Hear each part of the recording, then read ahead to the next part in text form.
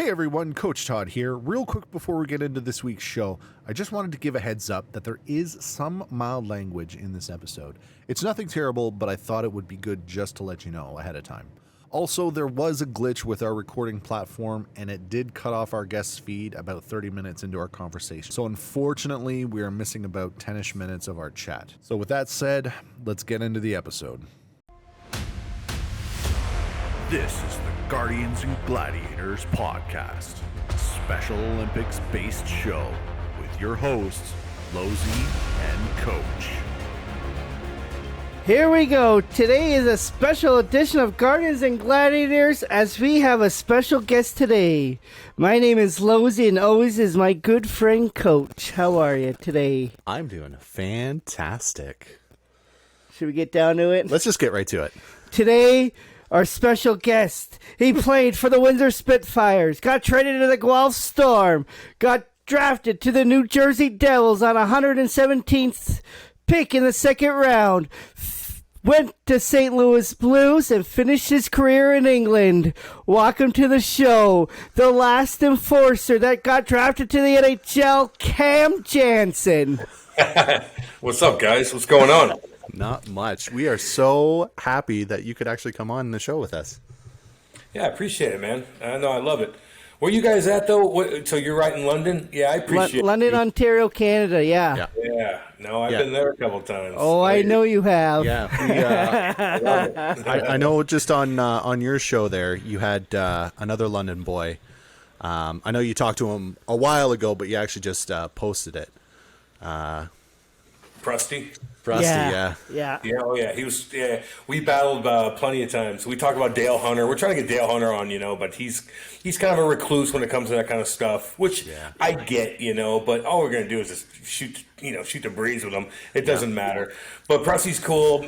I was crushing guys in juniors, and I remember going to a face-off, and I look at Dale Hunter.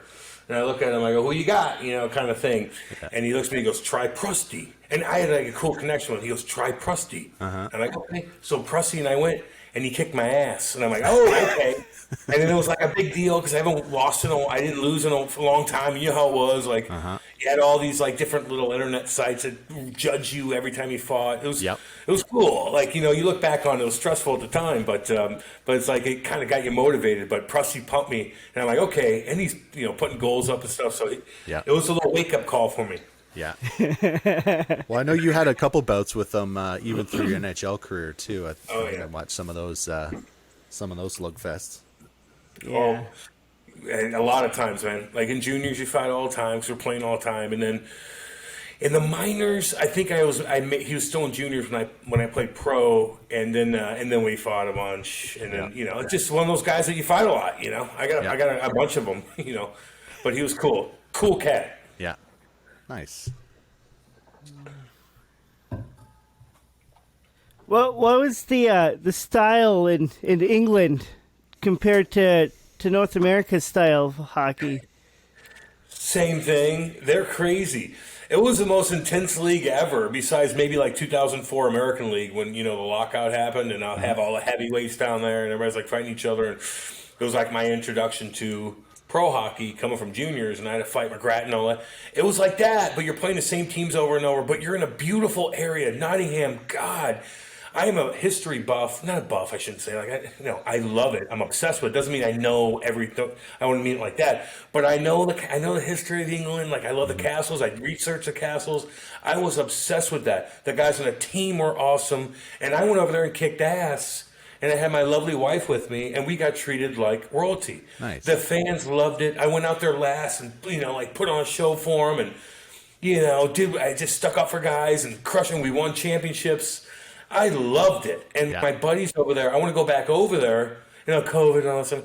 But now I'm I want to get back over there and hang out and golf with the guys. I loved it. Yeah. It was a lovely experience. Kate and I had a blast. That's awesome. So when you played there, was there a lot of North American guys, or was it a lot of local England guys? No, both. It was a cool mixture of both. Yeah. And people had the incentive to go over there and get their education, which is very difficult, by the way. But they had an opportunity to do that, so they got a free ride to go to these. It was implemented in the contract and all that stuff. So that was cool. Now, I didn't do that. I was already done. I just went over there for an experience and figure out what I was going to do after hockey because I didn't go to college. I didn't know I don't have an education. So I'm like, I have to figure this out. I spent a lot of money, partied like a rock star, but I did a lot of things where I know people. And it all worked out, and we'll probably get into that. But being over there, there's a lot of incentive. And God, it just was... It was so cool. Like, imagine like playing the American League and you're out east, which I know I love out, eastern part of the U.S. But you're going to Springfield, Massachusetts, you're going to Albany, blah, blah, blah, blah. I get it. But over there, you're going to Scotland. You're looking in the distance and seeing like beautiful landscape and historical like valleys where there's a big battle or whatever. It just was badass. And they loved toughness over there. They're proud people. Yep. And I went over there and just did it. And I can go over there right now with Kate and do whatever we want in that little town. I'm telling you, it was cool. That's so cool. Yeah, I know. I didn't make that much money. I think I spent more money than I made, but I resigned. I resigned, and you got to earn your right over there because a lot of guys will come over there and be like, "Oh, half-ass it." Yeah. But I'd work because the guys on the team were so awesome. Yeah. They were so cool. The Brits were awesome. Everybody was connected. We had such a cool team. Yeah. And the girls were cool for Kate and stuff, Yep. It was awesome. That's cool. Yeah, dude. Was there any other like former pro guys in the league or on your team? Oh yeah, I mean a ton of tough guys played over there over the years, but we had about 4 or 5 guys that played. I remember playing against Cole Nick played. I think he's from Czech, great guy, made sushi for the boys. Yep. But I remember running him, and when he played for the Panthers, and I was just starting with the Devils, and we chirped each other in locker. It was great. But yeah, a lot of guys. It was good competition. It was very. Like, everybody's proud. Like, it wasn't just like, oh, we're half-assed. No, like, we're doing it. Like, we need to win. And dude, we got an awesome fan base. We got 7,500 there. Nice. Every single night, packed, and they love it. You work for them. And, it just was cool. A lot of tough guys over there. They love the toughness. But yeah, we had a blast. Now, did you have to play on the international size rinks, or were they NHL size? Yeah, they're big, dude. Yeah. Oh yeah, and I was trying to crush guys off the bat. I'm not gonna lie to you. And I had my timing in the these other NHL rinks. I'm like, I know where my timing is. I know where I'm at. I know how I can cut a guy off and catch him. And so there, I'm like, oh, I'm gonna get him. And all of a sudden, he just backs up a little bit more, and I'm like, oh. And then he sauce passes the puck up. I'm like, I'm in no man's land. Yep. And he takes 2 steps and he's by me. I'm like, what am I doing? Or a couple times I'm like, I got this son of a bitch. And I went down and I'm like, where's he going? Yeah. I know. But then I found it. Yeah. Then I can gain. Now I look at it like I can gain more speed. Yes. Real fast, man. I can get in there. Got that extra. And so I'd be like, I go 100 miles an hour. Like, you can't. Now I got you. Yeah. Because the reason why I was in the NHL is because I was fast and be able to do that. And so I go in that league, and I still was in shape and I was healthy. Yep. And so I was able to gain these guys and really hit them. And they didn't call many penalties on me either because I was nice to all the refs.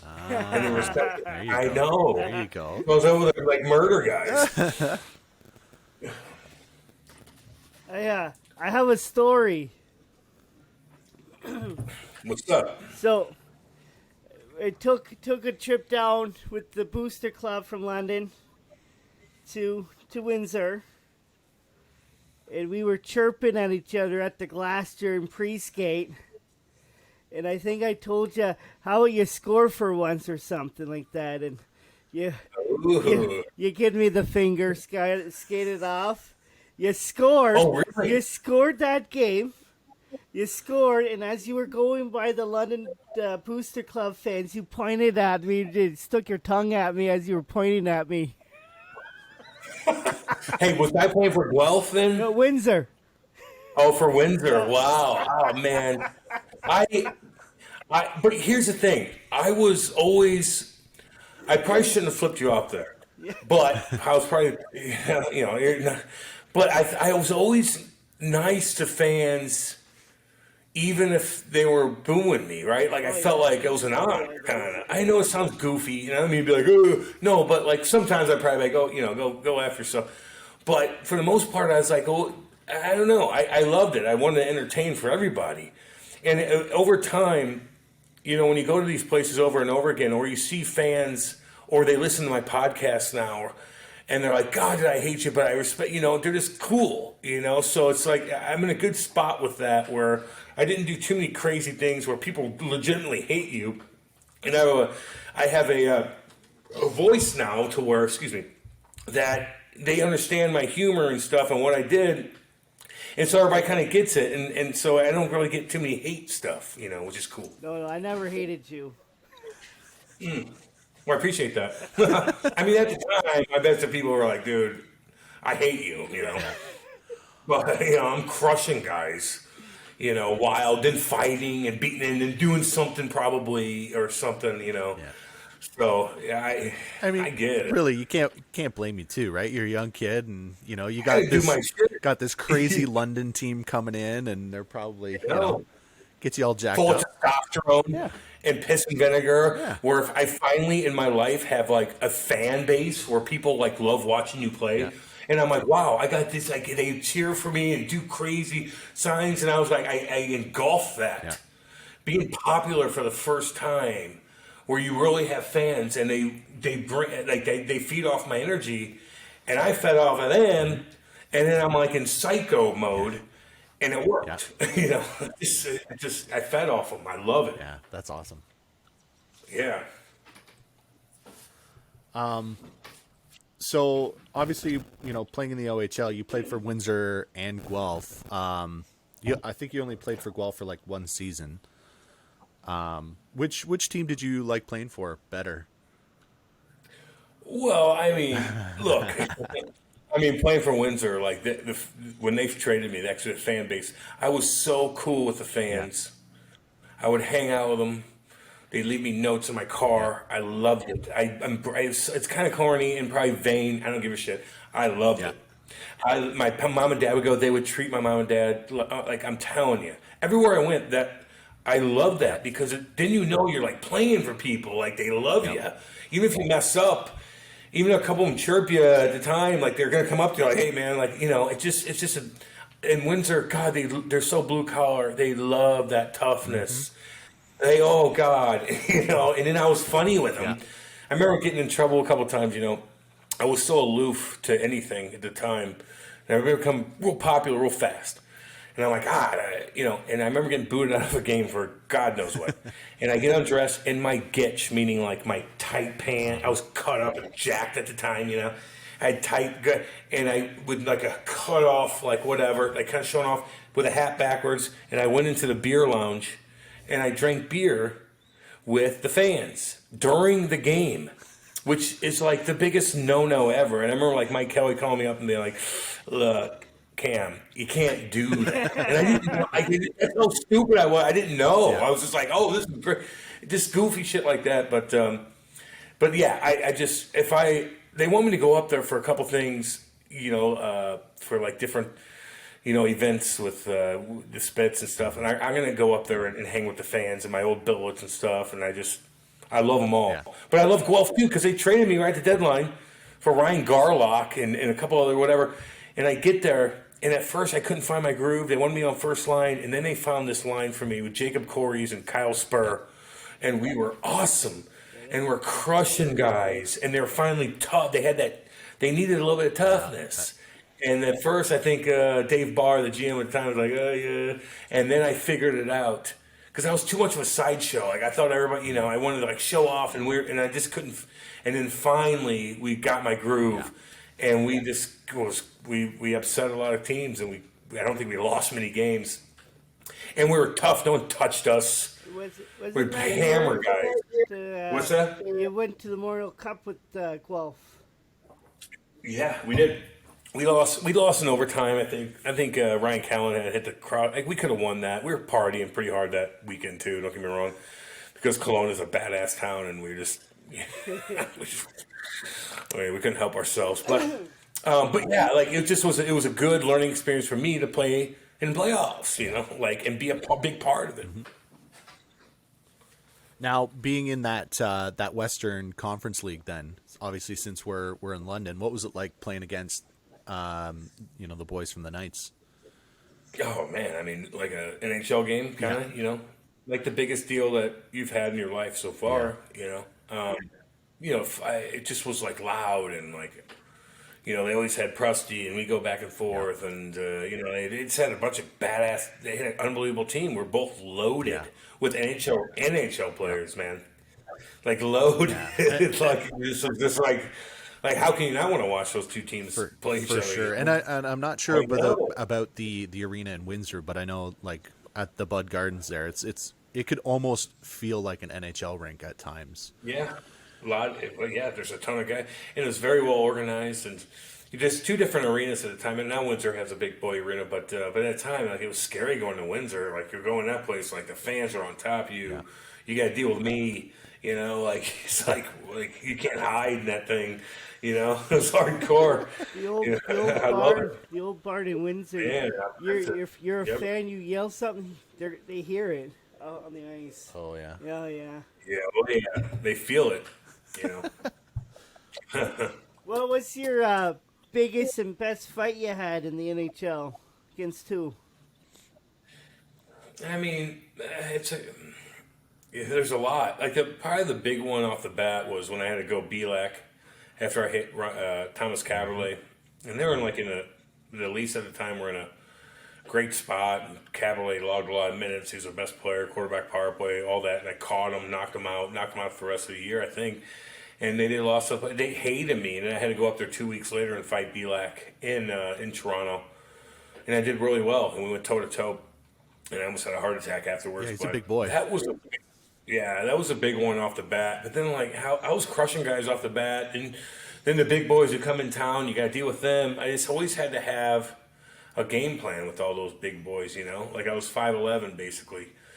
And I can't just go there toe to toe. Like I gotta be able to switch and tie up and figure it out and make it a good one. But yeah, I don't know. That's a hard question to answer. But the big one off the bat was the Wade Belak one because it caused so much. I mean, they threatened to kill me. The fans wanted to kill me. Shit, if social media was huge at the time, like they would have threatened everything about my fan, And I would have just been like, whatever, because nothing really happens to him. But but it was crazy at the time. It was a little wake up call, That's crazy. Yeah, it was a pretty big hit. I mean, I did take a look at it again. I think you got 4 games for that. I got 3 for that one. Yeah. I don't know. Yeah. I don't know if it was worth 3, but No, I caught him. I caught him weird. Did. I caught him weird. Don't slow it down. Just watch it at the game pace and see how I come in like I'm seeking somebody. Yeah. Like I'm like, that's what I did. That's what kept me in a lineup, hitting guys. Not like that. Like I would hit guys good that way though. Like I usually go. Like they had to get rid of it so fast, so where we'd break it up in a neutral zone, dump it back in, and now the first line would come out and dominate. Because we'd hit guys would be afraid to get hit. I wish there was more of that. I mean, you don't see that as much anymore. Like you see hits. There's still hits going on. There is, but you don't get. That's a lot. Jacob Trua knocking guys stupid, like he is. It's true. He's crushing guys. You just gotta. It's harder than. I mean, you can. You just gotta get your elbows down. You can't make a guy spin when you hit him. That means you caught him up top. You just gotta hit him square. Did you ever play with Otter? With who? Yeah, in Windsor, yeah. Oh yeah, he signed for $1 million with Dallas. I've never seen a guy with $1 million before, And I'm like, wow, he signed. He bought an Escalade. He was good. He chirped me a lot because I was loud, and I needed that. And now we're buddies. He's cool. God, they love him in St. Louis here. They love him. He's doing well. He's gonna be a head coach in the NHL. By the way, he will. Just so you know. Cool. I will be a head coach. I like watching him play coming to London. He was awesome. Otter scored 50 goals in 50 games on a breakaway or a penalty shot, maybe. Just he's cool as shit. Yeah, he's a good guy. Nice. Did you have any weird or funny like pregame rituals or anything like that? Dude, I had such a long warm up, man. Like I'd get there really early. I'd take my sticks perfectly.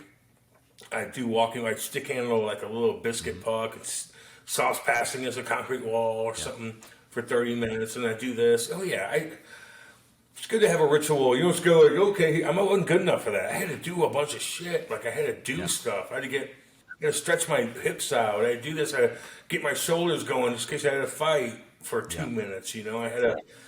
I like that though. It keeps you disciplined.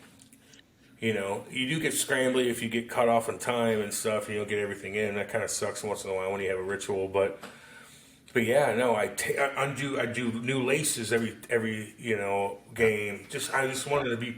All right, got everything. What else do I need to do? Let's go. Because sometimes I wouldn't play that much. I just need to be ready as hell. And even if you play a pickup game now, you still got to do all that stuff. Oh yeah, I do it. I do not all, but in front of the boys, I'll stick it and just hit the puck. Oh, I torture the guys. I love it. Especially Andy. What are they gonna do? Listen, I run the show in that damn locker room anyway, unless Chaser's in there or Tony Twist. No, but I love all the guys. No, we have so much fun in St. Louis, dude. We have such an awesome alumni here. We got such a badass locker room, multi-million-dollar rinks, and it's nice, man. We got a good setup here. That's what happens. We got a bunch of NHL kids coming out of St. Louis for the past 20 years, Who is like your favorite interview on your podcast you done? Like, I mean, we have Brett Hall, Doug Gilmour, Wayne Gretzky on our 99th. We get monsters, man. We get owners of teams, GMs. Having Brett Hall on is cool. Having Wayne Gretzky on is cool. Dougie Gilmour doesn't do any. He was awesome. The biggest probably one was when we had Bobby Clark on. He chirped the Flyers organization the whole time. Yeah. We're like, Wow. okay. Mm-hmm. That's crazy. Well, you draft Nolan Patrick over Cal McCarr. I remember meeting Bobby Clark at the 2005 Memorial Cup here in London. Yeah. You saw him he there? looked so grumpy, and I asked for a picture, and I'm just thinking, please, damn, smile. You better smile for this picture, you grumpy old man. He is grumpy, And but he was great with us. So I get the pictures back from the Walmart. I was smiling. Oh, nice. Well, you're lucky. That's probably worth a lot of money then. Unless he's got the famous smile when he won, with no teeth. Yeah. He's got great teeth now. Yeah, he was cool, man. He let it out pretty good. He's very honest. I like when guys get comfortable and honest. I do it for people. Yeah. That's cool. So your podcast now, I think you're close to 200 episodes, or just under. Yeah. What drove you to start one with Andy? Probably the success from Spittin' Chicklets, to be honest with you. And I was on the radio at the time, and I knew we had something, because you could just tell. If you're on radio and you could see the text line, and you just know you got something. And I knew I did when I was doing interviews and hanging out with people. Like, I know I'm social. I know I'm open. I've been through a lot. So I knew, I needed to find kind of a guy that can compliment me, that was good, that knows a lot about hockey, that knows guys. And Andy was, perfect for that. And we're, very different in ways. And it just, I called him, let's do this. And we started. People kind of chirped us off the bat, you're going to eat chiclets. I'm like, no, we'll be different. Yeah. And we are. We're completely different. Andy and I we have our own little thing going. And we get monsters on, and they open up with us. And I chirp the hell out of him. Oh, yes, he does. Because he's very nerdy. I know you both of you guys give it to each other. So I've been listening. Yeah, I know. I've been listening to your podcast from day one. Oh, really? Ryan O'Reilly? Yeah, I appreciate that, man. It just, and we own it, so it's not like TSN owns us or anybody. So, all the sponsors we have, Andy and I, we have our little team, but it's nice. No one's, Andy, we talk every day. We have to discuss things, what do you want to do? It's not it's a business, straight up. So it's not a joke. The reason why I'm living in this, I know it looks very dark because we're redoing this is my little studio. But Kate and I have but that podcast is a big reason why we're, I get to go golf today in a country club. That's the money coming in from that. Yeah, but we bust our ass on it though. And we call people and we get organized, and I got to bring the heat, and I talk about personal stuff. And people are and then I keep my DMs open so people text me about their stuff, and it's a lot of stuff. It's not like everybody in their ass, they all have podcasts, whatever, but you got to work hard on it, man. You want to be successful. We're finding that out. So it's a lot of work for sure. But honestly, like when we get to talk to like wicked people like you, I mean, it makes it all worth it. I mean, Yeah, I know. And even if you do it for fun, and even talk to and learn, you learn stuff. I pick people's brains. Like, what do you want to know? Like, I'll tell you. Like, I love that. I'm a sponge to people, dude. Even when I go to parties around here, or maybe I'm like, I peacock around, whatever. But I ask people about their job and what they do, and explain. Well, how do you do? What do you mean? Okay, so you seal that. Like, but what do you mean by? And they're very interested by my curiosity from other people because I'm learning from them. So maybe it is selfish, but I'm learning. I love it. I love to know what other people do. How do you make money? Well, what do you mean by that? Oh, you travel there? Well, would you think? Yeah, I love that. That's awesome. Dude. Always be that way, sure. by the way, with everybody you interview. So even if you're not making money or even whatever, be a sponge, and maybe something will pop up with some cool cat that you interviewed, and he's got this cool ass business, and you're like, well, how'd you do that? Well, this is how, and you're like, oh, well, we could do that. Whatever. I'm telling you. Good advice. I know. Write that down. This guy on the Andean on his podcast. It is. I love, like, I've been through a lot, dude. I spent a lot of money. I've been through hell with stuff. So it's just like, what do you want to know? Like, what do you want to know? Like, maybe I don't know this, but I talk to people that know that, and I listen to what they said, and I'm like, well, what do you think? I don't know. Yeah. I like where I'm at. No, and that's with cool. it, Like, even though that, I don't want to say you're just a hockey player, but like, you're curious in the fact that you want to know more things, and that's awesome. Dude, I don't even care about hockey that much, to be honest with you. I like other things. My curiosity is everywhere. Ancient stuff to conspiracy theories, not crazy. Like, I know where I do my research right now. I'm not like, oh, but like, like alien stuff. Like, there's a lot of things. I'm like, okay, no one cares about anymore. But I'm like, oh, that's interesting. Not like, oh, God, we're getting taken. None of that crap. I'm pretty realistic. But just like animals to natural disasters to, where I'm in the Midwest, I love tornadoes. They're horrific. They're a real life monster, in my opinion. I like old, like weird, I don't know. I'm into a lot of stuff, not just That's sports. dope, man. That's dope. I know. In politics too, which is weird, but you have to, I feel like I have to, can I break down everything about it? No. Do I want to keep up with it? No. But I know where I'm at with it. So if we had a discussion, I could talk to you about politics. I could be like, give me an example of something that you think, and I'll explain where I'm at on that. And I think that's healthy. And it's hard to qualify in a conversation anything that you say if you don't actually look into it, or right? I know. I feel like here's what I look at, dudes, and here's another thing. I feel like, honestly, I can go into any circle around anywhere, walk into that circle of people talking, and keep up and have a conversation and move the conversation along. Not that I know everything, but be like, well, ask a question or da-da-da-da. Just, I think that's just again, the healthy. why, right? Yeah, like, what do you mean by that? Oh, interesting. But what about this? Or, oh, well, if this, you know what I'm saying. Are you golfing this afternoon? Am I nerdy? No, Sorry, not at dudes. all. Hey, you're talking to an IT guy here, so I'm Are super you going to nerd. go golfing this afternoon? Yeah, yeah. Hell yeah. I want a badass course, man.